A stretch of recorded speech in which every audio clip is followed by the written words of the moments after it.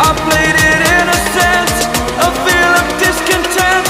I'm finally facing it all, fearless.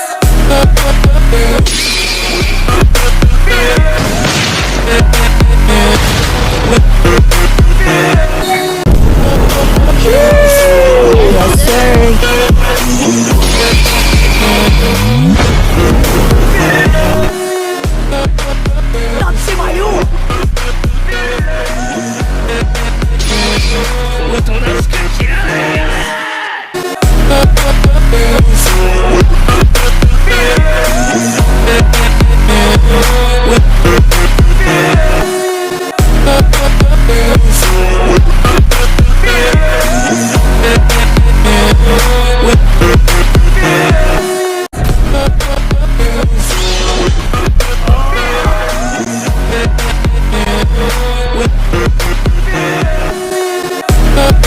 Katon